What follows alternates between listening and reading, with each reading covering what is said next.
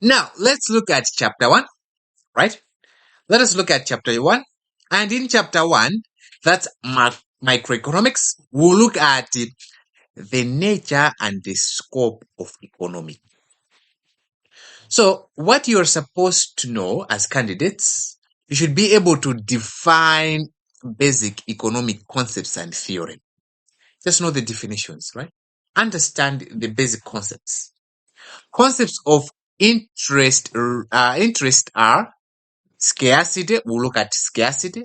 We'll look at choices. We'll look at production possibility curves. Additionally, you will also be exposed to various topical economic issues such as normative and positive economics. These are just basically approaches to economics. Approaches to economics. We have the normative and the positive. We have to also know what those are. We also have to be exposed to economic systems, right? Economic systems that are there. We have the market system. We have the planned system. We also look at concepts of exchange and specialization, right? So in the examinations, you may be required to define the basic economic theories and concepts including but not limited to the following: scarcity, choices, production possibility curves, opportunity cost. These are some, not limited to this, but these are some of the items that they might ask you to define in the exam when it comes to this topic. Another thing is explain the difference between normative and positive economics, right? These two approaches might also be examined. They might also ask you to define various economic systems. We have the planned economy, the free market economy, the mixed economy, and the traditional or indigenous economy. They might also ask you to define these various economic systems. And lastly, you might be asked to explain the importance of exchange and specialization in economics, right? So basically, that's it.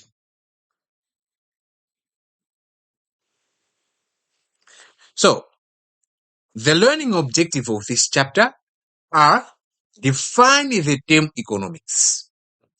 Define the term economics, right? Distinguish the main branches of economics. Understand the basic economic issues: scarcity, opportunity cost, production possibility frontier or possibility curve. Explain the approaches used in economics, normative and positive economics. Describe the economic systems and understand issues of specialization and exchange. So, when we are done with this chapter, come back and see if you can be able to answer these learning objectives. If you are able to answer these learning objectives, you should know that you have actually satisfied the requirements of this chapter and you are ready to proceed to the next chapter. Right. That's basically to do with the that, right? So we should be aware of that. Now, let's now understand what is meant by economics. What is meant by economics? So, as I told you in a nutshell, right? Economics is just the study of how limited resources are allocated or distributed amongst people in order to satisfy their wants. It's all about how are we going to distribute limited resources to the people in order to satisfy their needs, their wants, right? That's to do with economics. So when it comes to economics, because we are looking at scarce resources, we are looking at how are we going to distribute these scarce resources. Then in economics, we have to answer 3 important questions. These are the 3 important questions that economists have to answer when it comes to economics. What goods and services are to be produced in an economy, right? So what types of goods and services are we going to produce? That's the first questions that economists always ask. Because we do not have enough resources in the world to produce whatever things that we love, right? We will have to make a choice on what goods and services are we supposed to produce. So it will do things with priority. We'll have to now start to prioritize our things because we don't have all the resources in the world to produce whatever we want, right? So concept of priority on what goods and services are we going to produce will have to be answered in economics. The second thing is how the goods and services are going to be produced. Yeah, we have identified that these goods and these goods will produce, but the question is, how are we going to produce them? How and who? Most likely same question. Some people say how and who will produce the goods and services. So we'll identify how the goods are going to be produced and who will produce them. All right. We'll produce them in this way, in this manner, right? And these people will be the ones that are producing these goods and services. For example, in Malawi, electricity is one of the services that is important in our economy. So the question was, how are we going to produce it? We're going to use hydroelectric power. Power from what? From running water, right? That's how we're going to produce our electricity.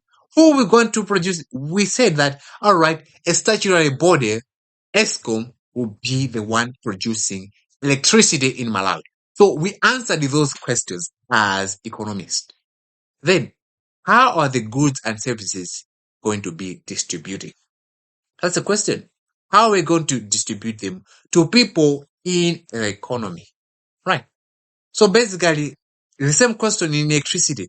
You know that we are not going to be charged at a price as if it was being produced by a commercial company, right? So the fees that we are paying are literally subsidized, a little bit subsidized because the government producing, right? Producing.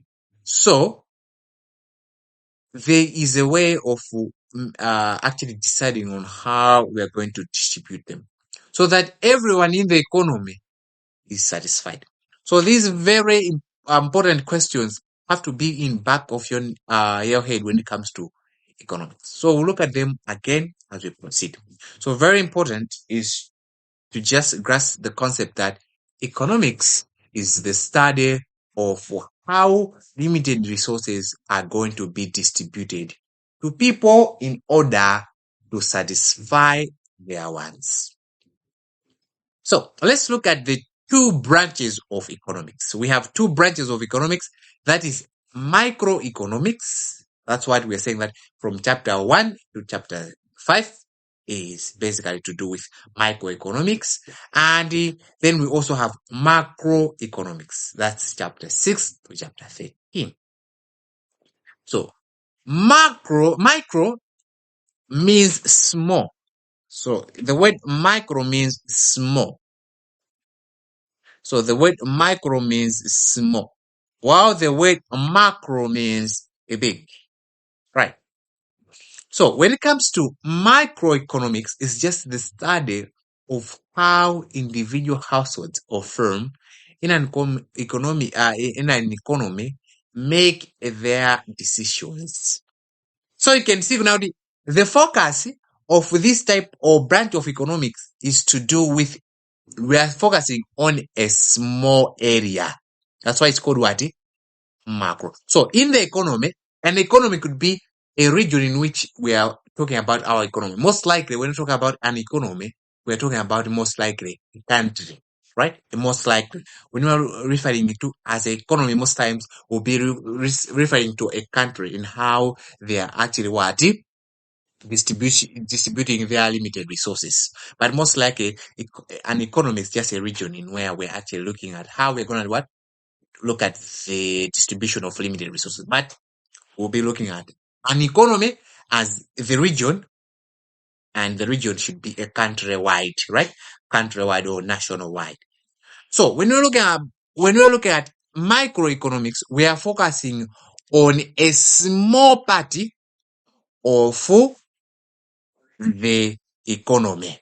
That's why we're looking at what at micro. So we're looking at households, right? Mabanjo Sierra Sierra. How the households are actually doing their allocation of resources. And also we're looking at firms, companies, businesses, right? So you can see now as a country, right? So we are looking at it as a household. At household level, how are you actually distributing your scarce resources? And at business level, at firm level, at company level, how are you doing those? Right? That's why it's called macro. We're not looking at everything in general as a country. No, we're looking at the small areas. And these small areas are basically at the household level and at the firm level. And basically, the decisions that we are focusing on is what goods and services to produce, right? As a household level, what are we going to produce? We're going to produce maize. What goods and services are services to buy, right?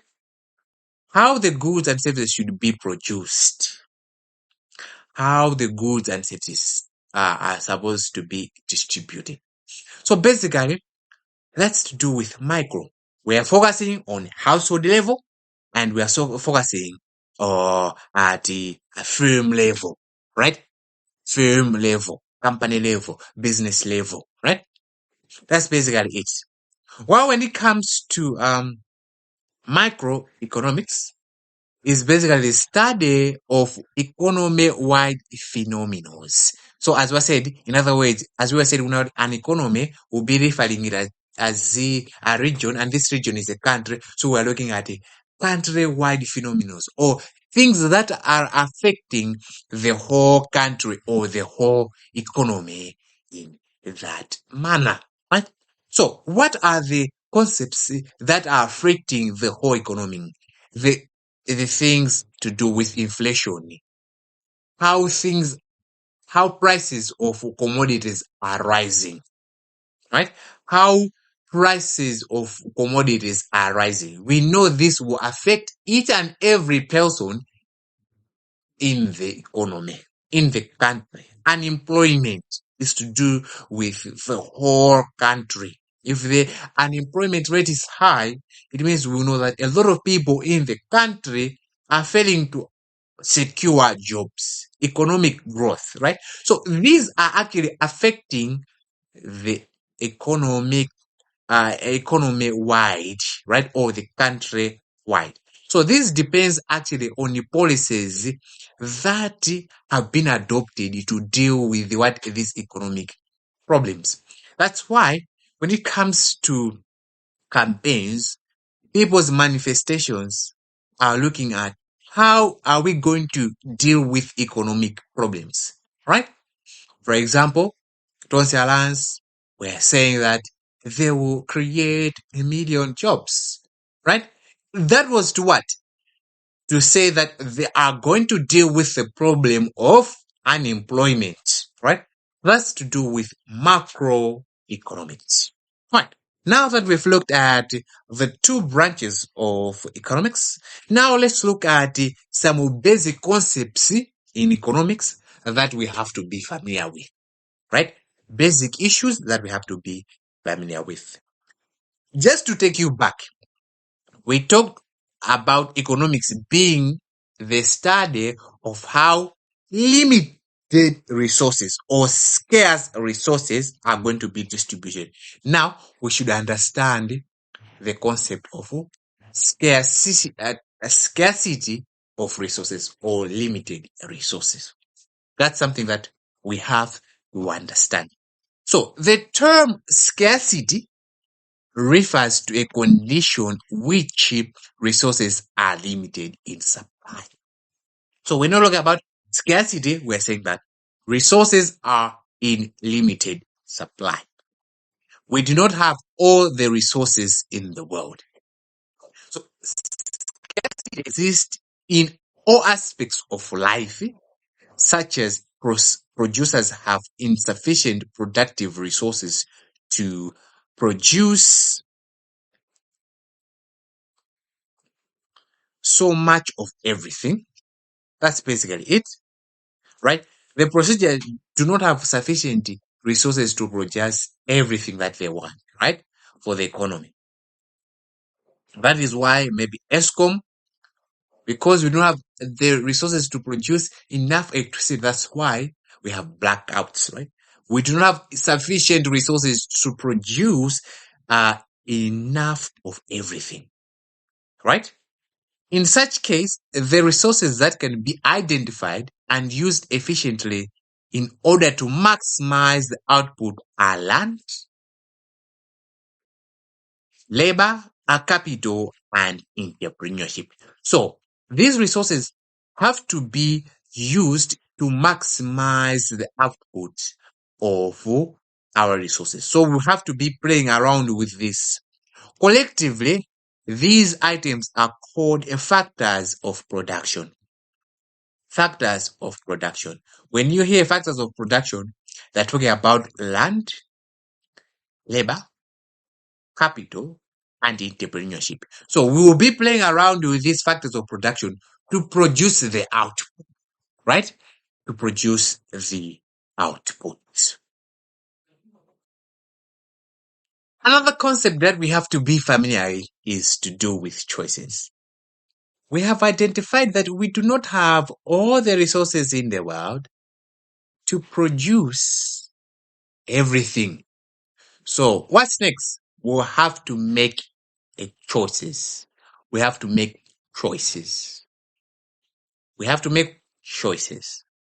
So since the resources of production are scarce, there are not enough goods or services to satisfy the total potential requirements. Choices must be made. Choice is only necessary because resources are scarce and can be used in alternative ways. We're only making these choices just because we do not have everything in the world. Because if we had enough of everything, we don't have to prioritize anymore, right? Right? We don't have to, we would produce everything because we have what? All the resources, right? All the resources. But because we don't have all the resources, we have to make choices. Which ones are priorities? Which ones are not priorities? That's the concept of choices. Because there are scarce resources, there has to be made some choices. Some very critical choices. Another concept that we have to be familiar with is to do with opportunity cost. Opportunity cost is arising because of the choices that we have made. Right? Because of the choices that we have made, there will arise cost called opportunity cost. So the term opportunity cost refers to the benefits or income which would have been derived from the next best alternative.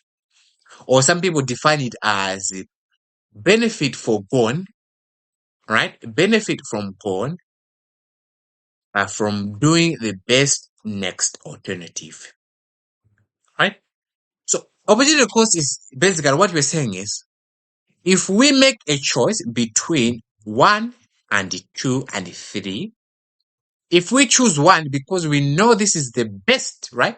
And with the resources we maybe produce this one, we should know that we have foregone some benefit that we should have derived from doing B, right? From doing B, right? We have made a choice that we will do this. We should know that we have lost some benefit from doing the next best alternative, right? So whenever we're making a choice, we should know that we are losing out on something from the next best alternative.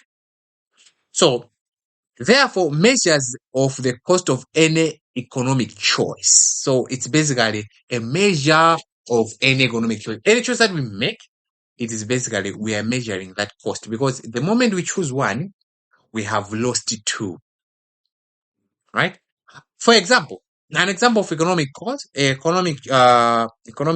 opportunity cost is between, you have a choice between going to school now, right? Full time, or school, or work and earn money. So you make a choice. You say that maybe it's important for me to focus on my education now.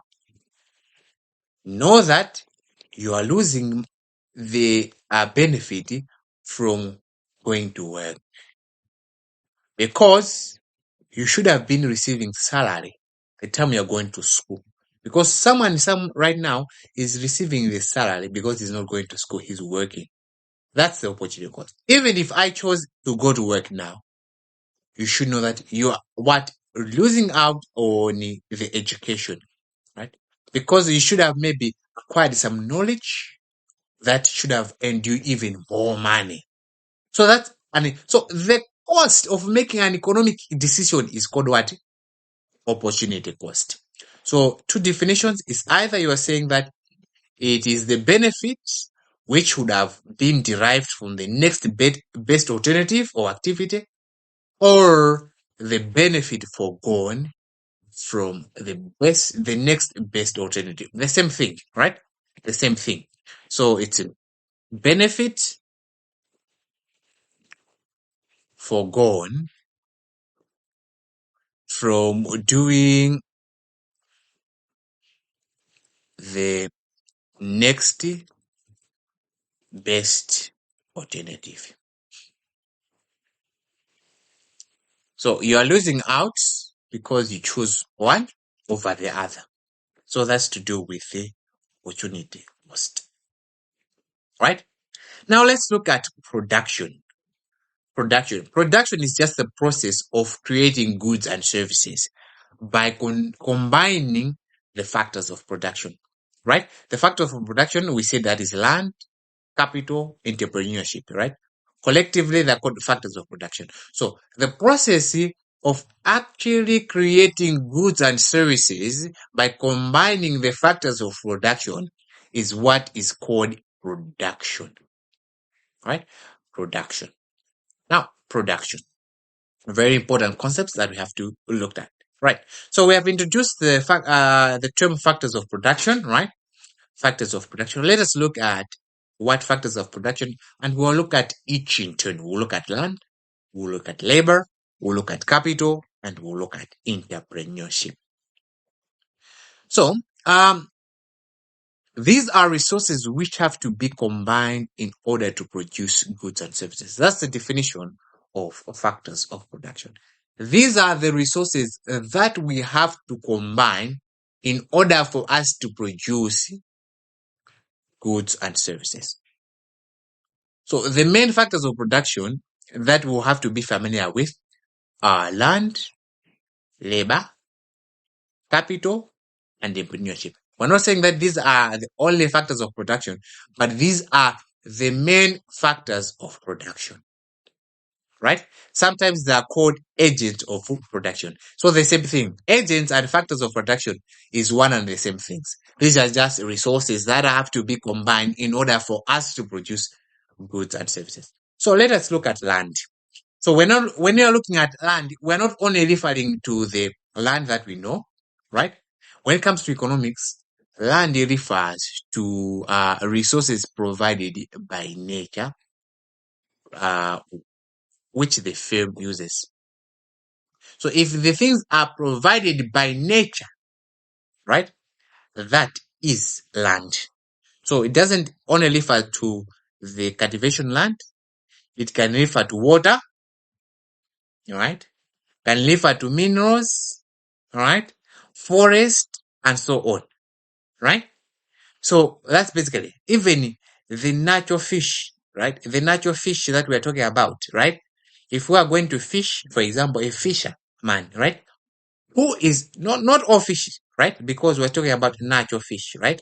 Those that we do not cultivate or rear, right? So those ones, if they are provided by nature, right? Then those ones are what?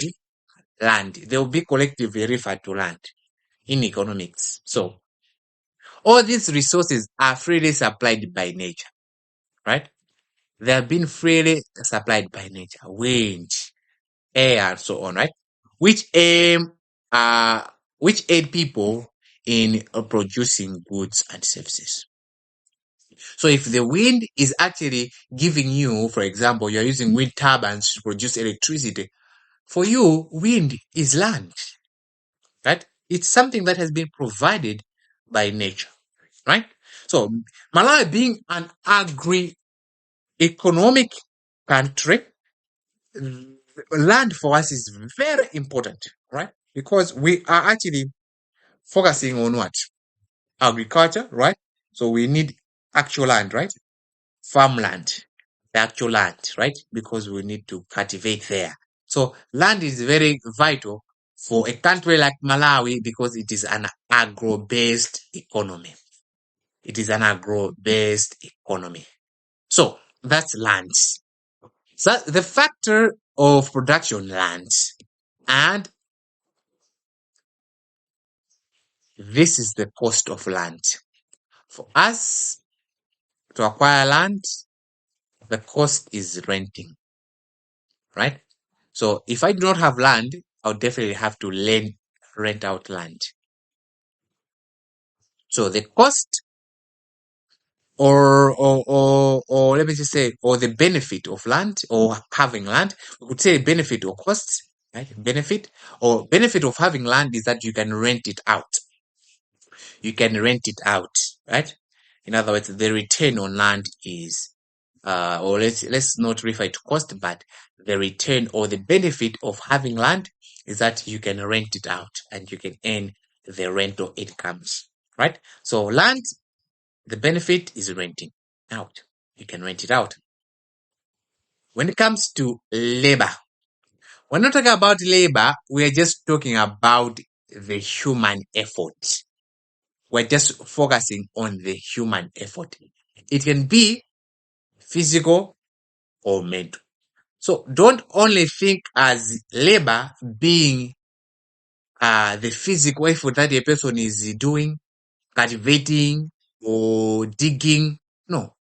Even if you are using your head, you are in the office doing some strategic decisions, right? It still falls under labor. You are using your mental effort, right? Mental effort. So that's basically something that we have to be clear on, right? It's just labor is just the human effort, right? That is available to produce goods and services, right? Human effort available to produce goods and services, either mental or physical. So it includes human works, even routine, to the most intellectual, which is direct towards the production process. So it can actually be from Muntoli Mawenueni, right, to somebody staying in the office, just providing intellectual, right, doing some research on which production methods are better, right? All those fall in human effort and all those is labor. So the quality of labor will actually be actually improved by doing education and trainings. If you are going to train your people, send your employees to work to acquire more education, the quality of labor will be improved. That is why most businesses will have these sessions of trainings or programs on training their employees and sending their employees to pursue further education. Why? They are trying to what? to improve the quality of labor, right? So the cost, or let me say the benefit of providing labor, is wages or salary, right? Is wages or salary. So labor, the benefit of providing labor is that you get wages or salary, right? So most likely wages is referred to those that are unskilled, right? Unskilled people, or salary is for skilled people. Not really sure. It's not very important to know the difference between what the wages and salaries are, but just know that the benefits of providing labor is wages or salary. We can also put it in other ways. Or the cost of acquiring labor is wages or salary, because it goes both ways. One is benefiting, one is actually having a cost towards it. So basically, that's it. That's to do with the second factor of production. The third factor of production is capital. I'm sure that you have met the word capital multiple times throughout our journey doing counting, right? So capital is just the worth that is employed in production or further worth. So it can be in form of money, can be in form of machinery, but if you are employing your worth in the production of further worth, then it is capital. So if I take my land and put it for a business of farming, because I'm taking my worth to produce more worth, that land in that case is my capital. It's the amount of worth that I've produced. I've actually employed in the production of what? For example, I'm trying to grow maize, right? So it doesn't really only mean what? Only mean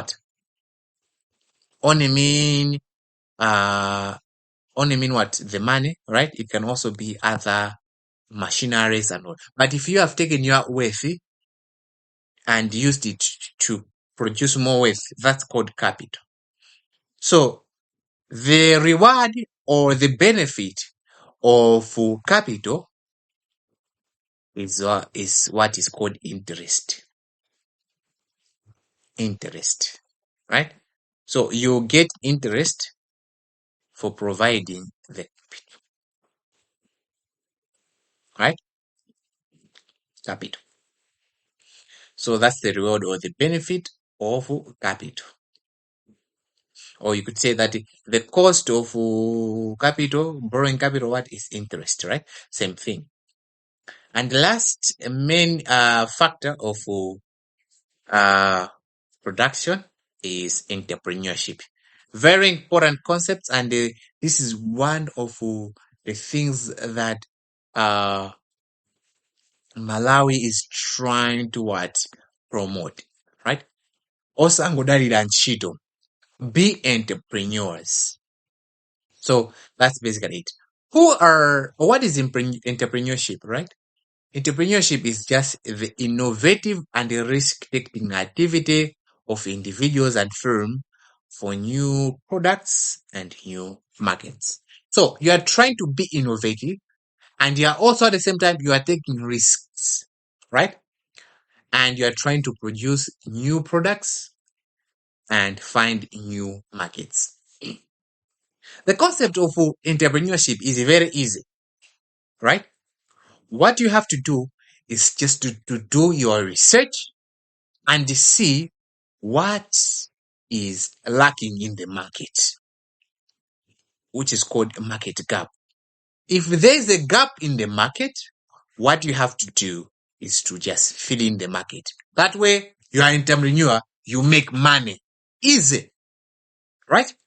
If at your school, people like to, at your school, people want pens, but there's no one that is selling pens.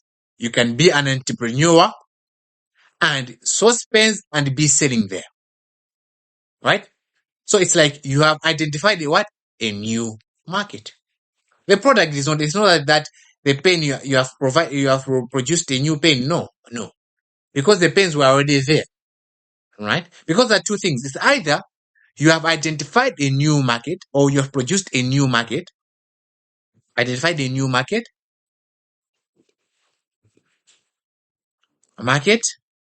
or new products. Most likely, if you providing a new products, you will definitely make the most money, right? If the product is viable, because these guys are the ones that are so innovative. One new market, you just look at it, find a place where you can actually sell an existing product. Imagine the first person who created the pen, right? That's the person who he was so innovative to create this new pen. So you can actually create another pen, right? And create a sophisticated pen that maybe satisfies different needs. So that's a new product as well.